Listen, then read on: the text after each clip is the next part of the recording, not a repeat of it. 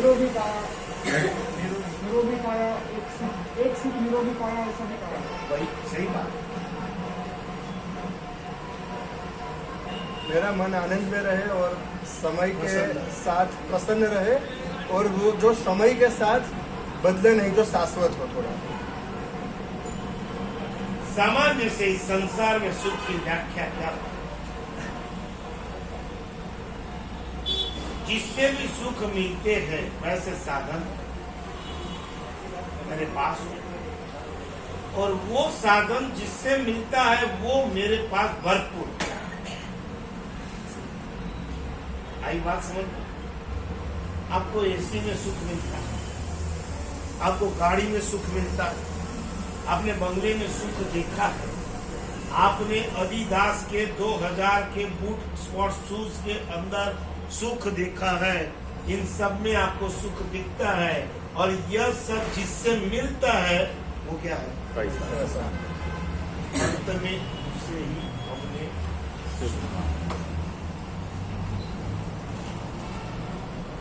और इसीलिए 24 घंटे में से सबसे ज्यादा समय हम किसको दें? संसार को। सुख यदि आप ऐसा मानते हैं कि मंदिर में मिलता है, स्थानक में मिलता है, गुरु महाराज के पास मिलता है, चिनागम्य से मिलता है, तो आपका सबसे ज्यादा समय इनके पीछे होता है। सबसे कम समय हमने किसको दिया? धर्म। और सबसे ज्यादा समय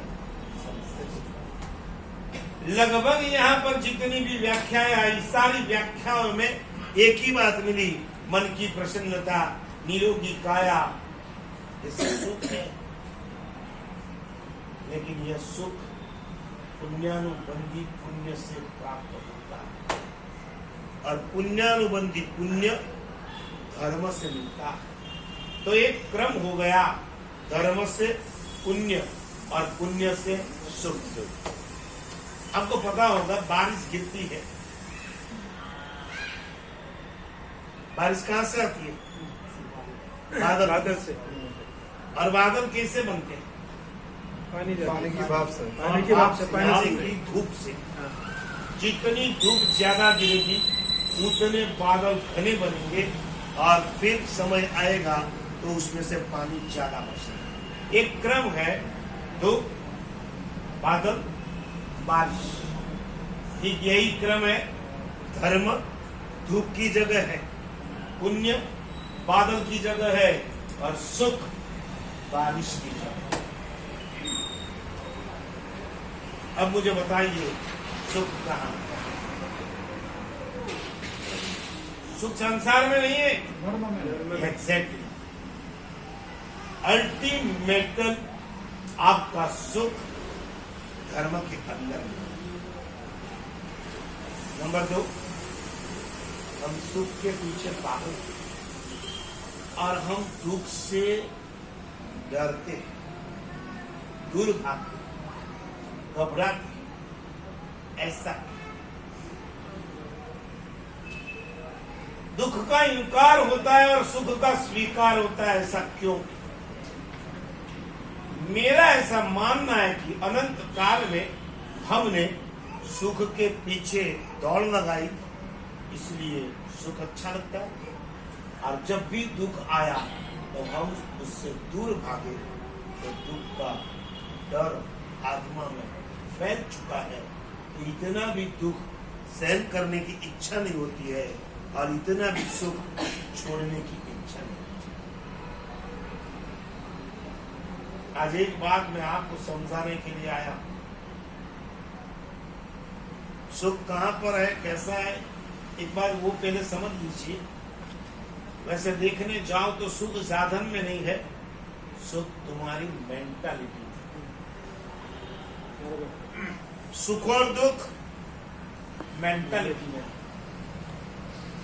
कभी ऐसा हो सकता है आप एसी बेडरूम मस्ती से सोए हुए हो, और अचानक फोन की घंटी बजी और उसने कहा, सेठ जी अपना अपने ऑफिस में आईटी वाले आ गए,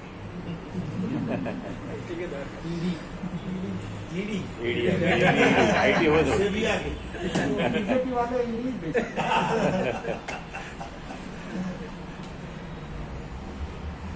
अब पसीना छूट जाएगा। एसी में भी सुख के वातावरण में बैठे हुए हो तो भी दुख की अनुभूति होती है।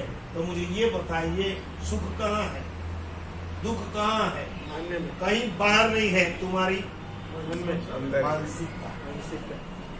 और साधु भगवत ऐसे होते हैं, दुख के वातावरण के बीच भी वो दुखी नहीं रहते हैं। वो कहते हैं आज मजा आ गया, कर्म की बहुत निर्जरा। दुख के बीच दुखी न होना, ये संतों की विशेषता। और सुख के बीच में भी सुखी नहीं रहना, ये संसार की। सच बताइए पधारिया साहब, बराबर है। कितना मिले तो आप सुखी? अनलिमिटेड रहेंगे। बस बोलिए, एक सेकंड, आंकड़ा नहीं बोलेंगे। नो लिमिट, जितना भी अनलिमिटेड। हमारा गुजराती में कहेवाय बाबो बैठो जपे ने जे आवे ते खपे। जेटलू आवे એટલું खप जाए। हाँ, आप भी कभी राजस्थान में थे ना? आप माने आपके बड़ी दादा परदादा कोई तो राजस्थान होंगे, वहां से यहाँ। मैं आपसे पूछना चाहता हूँ, वो क्यों है? मारवाड़ में क्या प्रॉब्लम था कि उन्हें वो छोड़कर महाराष्ट्र में आना पड़ा, मराठियों के बीच? अपने राजस्थान घणो अच्छू तो वटेदी अटे क्यों आ गया? दुष्काल तो अब पेट नहीं भरता, वो आ गए। महाराष्ट्र में आए, पेट तो भर दिया, अब बैक टू पैवेलियन। ना, हमें पेट ही भरनी। हाँ, वो पेटारा भरना है। जब पेटारा ही बनाया गया तो क्या हमें खटारा भरना? No limit. इसने कहा कि आप जिंदगी में कभी भी सुखी हो सकते हो। भगवान लाख प्रयत्न करे आपको सुखी बनाने का, लेकिन आपने प्रभु से कह दिया है तू लाख प्रयत्न करेगा, लेकिन मैं तो ही रहूंगा। क्यों? गाड़ी नहीं थी, गाड़ी आ गई, अब तो सुखी नहीं। ये तो मारुति आई, मुझे तो बोलेरा चाहिए। ओके, तुम्हारी बोली मेरे पास बोले बोलेरा है, लेकिन मेरे बाजू वाले के पास तो BMW आ गई। कौन सुखी कर सकते हैं? आपको आप ही सुखी कर सकते। कोई बाजू वाला, कोई घर वाला आपको सुखी नहीं। सुखी होना या दुखी होना हमारे आप। पॉजिटिव अप्रोच जब आ जाता है तब आदमी सुखी, और नेगेटिव एंगल से जब दुनिया को देखते हैं आत्मा दुखी। एक पिता रोज अपने लड़के के साथ खाना खाता। एक दिन ऐसा हो गया, लड़के ने कुछ मंगाया, बाप नहीं लाया, लड़के को गुस्सा आ गया। दोपहर को जब दोनों साथ में भोजन करने को बैठे, पहले ये पूछ लो, आपके घर में पूरे दिन में एक बार समूह भोजन होता? नहीं होते आजकल, नहीं होता। किसके घर? दिन में एक बार। ये सबका टाइम अलग है। उसे स्कूल में जाना है, उसे कॉलेज में जाना है, उसे क्लास में जाना है, उसे जॉब में जाना है, सबका टाइम अलग। एक समय था पूरा घर साथ में। भोजन के समय साथ में, सोने के पहले भजन करते। भोजन समूह, भजन समूह, भ्रमण समूह। कहीं भी घूमने जाते तो समूह में जाते, और भाषण समूह यानी रात को सोने के पहले आधा घंटा सब एक दूसरों के साथ बात। अभी मोदी जी ने बताया तुम्हारे घर के अंदर एक भाग ऐसा होना चाहिए, नो सोशल मीडिया जॉब। है किसी के घर में कि जहां पर सोशल मीडिया को नो है, सभी अपने मोबाइल बाहर रख करके आ रहे, यहाँ तो मोबाइल लेकर के ही अंदर आए। क्यों नहीं? और इसी के कारण समूह भोजन बंद हुआ, समूह भजन बंद हुआ, समूह भाषण बंद हुआ, समूह भ्रमण बंद हुआ। इसी के लिए आज परिवार के अंदर दरारें की चालू।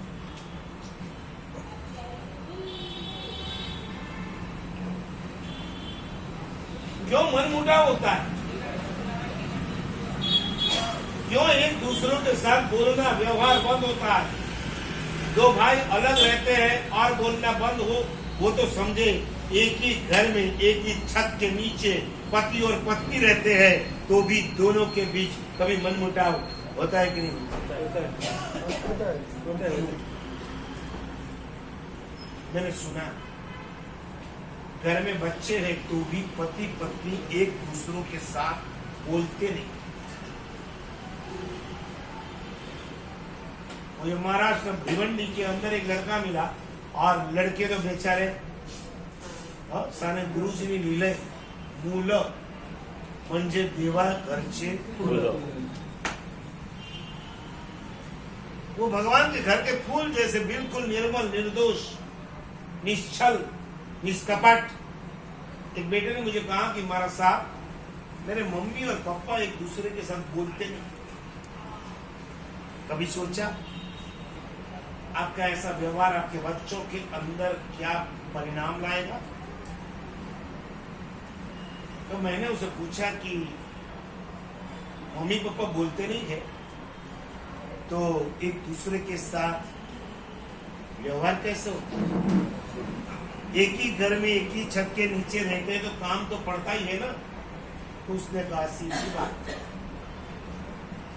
जब मम्मी को पापा का काम पड़ता है तो मुझे कहता है, हे पिंट्या जा तुझ्या वडिलांना एवढं सांग। और पापा को जो मम्मी का काम पड़ता है, हे पिंटू जा तुझी मम्मीला हे सांग, हे देऊ। यानी मैं दोनों के बीच पोस्टमैन का काम कर रहा हूं। यहाँ की पोस्ट वहां और वहां की पोस्ट यहाँ। मैं बिहार करके कोल्हापुर जा रहा था 15 साल पहले, बीच में कराड़ आया। कराड़ के उपासरे में दरवाजे के ऊपर एक स्टिकर लगाया था, बहुत ही अच्छा था। मैंने जब पढ़ा तो मैं खुश हो गया। उसमें लिखा था, कभी भी आपको गुस्सा आ जाए परिवार के ऊपर तो दोनों एक दूसरों के साथ मारपीट कर कूट लो, लेकिन जिंदगी में अबोला मत रखो। एक बार हिसाब पूरा कर लो, लेकिन तुम अबोला।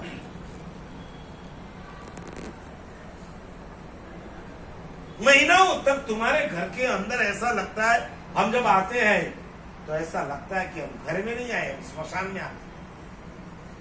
स्मशान के अंदर दो मुर्दे बाजू बाजू में होते हैं, एक दूसरे के साथ बोलते नहीं। तो इसे जिस घर के अंदर माँ बाप एक दूसरों के साथ ना बोले, दो भाई एक दूसरों के साथ ना बोले, भाई बहन एक दूसरों के साथ ना बोले, उसे घर कहा जाए कि स्मशान।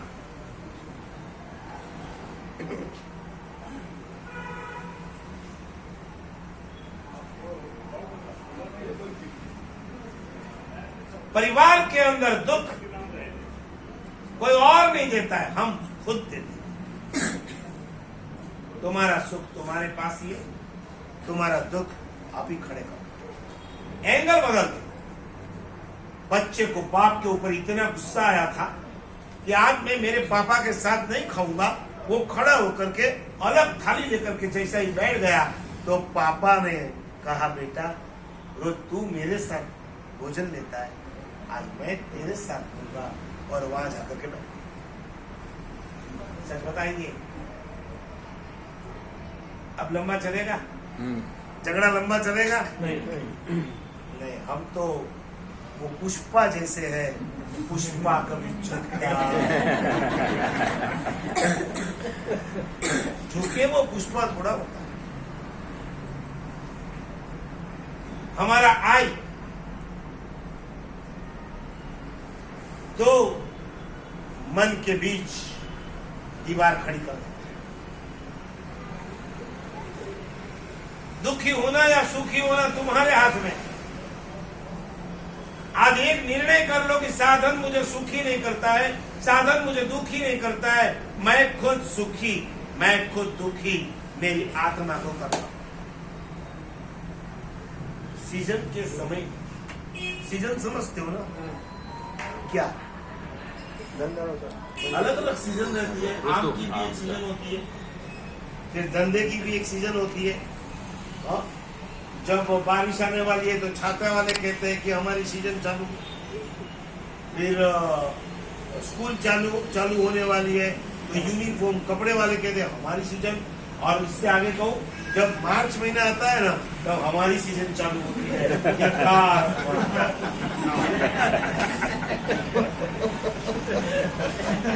अब 10th की चालू हो जाए, कुछ अभी चालू होने वाली 12th की। बस पुणे पहुंच रहा हूँ, जैसे कि 2 दिन के बाद ऐसे पुणे पहुंचूंगा। एक मम्मी सोरा सोरे नहीं में आया भाव से। मैं कांदीवली में था, एक बहन अपनी लड़की को लेकर हमारे बड़े गुरुदेव के पास आए और यूं पकड़ करके यूं करे और बड़े महाराज को बोले इसको वासक छिपा।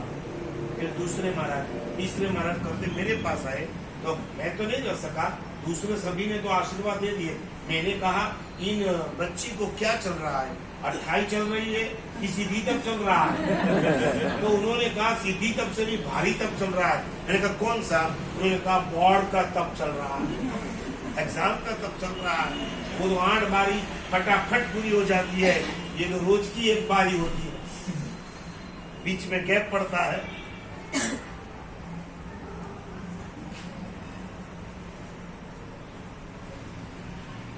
सुख कहां है? सीजन के समय के अंदर दोपहर का टिफिन आपके पास दुकान में आ गया, ग्राहकी जबरदस्त है, भूख भी लगी है, आप क्या करें?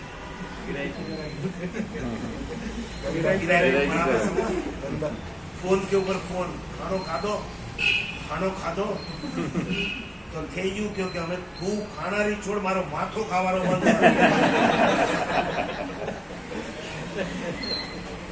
क्योंकि आपको अभी सुख किसमें दिखता है? सीजन में धंधा कर लेंगे तो पीछे 4-6 महीना, और वही 4-6 महीने के अंदर जब शाम को आप घर पहुंचते हो, समय सर आपकी थाली यदि तैयार नहीं होगी, किसी को हमारी पड़ी नहीं है, हम लोग पूरे दिन इतना काम करते, शाम को हमारी थाली भी तैयार नहीं है, कब तक हमें राह देखने की? क्यों भाई? जब 10-10 बजे आते थे रात को खाना बिना खाना खाए, और तब आपके चेहरे पे जो मुस्कान थी, और अभी 8 बजे है तो भी आप चिल्लम चिल्ली कर रहे हो। सच बताइए सुख कहां है? यदि समय सर भोजन में सुख होता तो गिराकी के दिन पे भी आप समय सर भोजन लेते। एक बात बिल्कुल पक्की कर लीजिए, साधनों में कहीं सुख नहीं। ये हमारी भ्रमणा है, ये मुझे सुख देगा, ये मुझे सुख देगा, ये मुझे। आप गर्मी के दिनों में एसी में सोते हो, गुरु महाराज बिना पंखे सोते हैं, और मान लो रात को 12 बजे आपका एसी बंद हो गया, सुबह आपका चेहरा कैसा होगा? और मैं भी सुबह उठूंगा, मेरा चेहरा कैसा होगा? आप मुझे पूछोगे सुबह में स्वामी साता तो मैं क्या कहूंगा? कहाँ पे उतार दिया, कैसे उपासना में उतार दिया, कुछ लोगों को पता ही नहीं चलता है। ऐसा बोलूंगा, मैं ऐसा बोलूंगा, देव गुरु, क्योंकि मेरे प्रभु ने सिखाया है। दुख का जब भी निमित्त मिले उस दुख को आप सहन करना सीखें।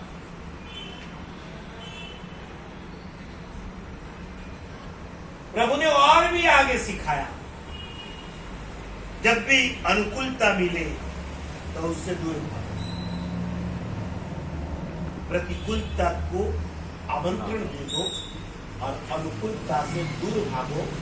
आपने उल्टा समझ लिया, अनुकूलता को आमंत्रण दे दो और प्रतिकूलता से दूर रहो। सच बताइए, पूरे दिन में आप बहुत पुण्यशाली हो, आपका कोई भी कर्म उदय में नहीं आता है, इसलिए दुख सहन नहीं करना पड़ता है, तो भी मैं आपको पूछूं, दिन में कोई 1, 2, 3 घटना ऐसी घटती है कि जिसमें आपको कुछ सहन करना पड़ता है? आप 7वें माले पे रहते हो और लिफ्ट बिगड़ गई। हो सकता है? क्या करेंगे? रात को थके पक्के आए हो और 7वें माले पर जाना है, लिफ्ट बिगड़ गई, गद्दा नीचे मंगवा के सो जाए। चलो आज पार्किंग में सो जाए, आज गाड़ी के अंदर सो जाए, क्या करेंगे? अब चढ़ते हो, मजबूरी से चढ़ते हो कि खुमारी से चढ़ते हो? मजबूरी का नाम। आप जो भी सहन करते हो, वैसे देखने जाओ तो आप सहन करते हो ना, मजबूरी से जो सहन करेगा उसमें कर्म की निर्जरा कितनी, और खुमारी से जो सहन करेगा उसमें कर्म की निर्जरा कितनी, फर्क पड़ेगा? खाना ना मिले और आपने उपवास कर लिया,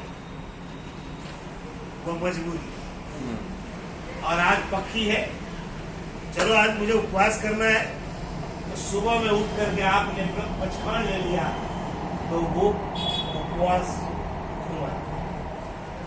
बोलो कि खाना ना मिले और हमने प्रसन्नता से स्वीकार कर लिया कि आज नसीब में खाना नहीं है, वो भी अच्छा है, वो भी अच्छा है, वो भी खुमारी। लेकिन मजबूरी से मिलेगा ही नहीं, मिला ही नहीं, और भूखा रहना पड़ा और पूरे दिन में आर्त ध्यान किया, वो मजबूरी। मंदिर या स्थानक में गए पांव में चप्पल पहन के, और जब मंदिर या स्थानक में से बाहर निकले चप्पल गायब, बिना चप्पल। इनको 12 बजे मई महीने की कड़ी गर्मी में घर पे जाना है डांस करते करते, उस समय मजबूरी है कि खुमारी? पर सर जी समझते हैं, लेकिन उस टाइम पे तो एक बार सोच आ ही जाती है कि ऐसा क्यों हो गया, तो मन को कैसे वही train आता है, कर? वही आएगा। पहले मुझे ये बताइए कि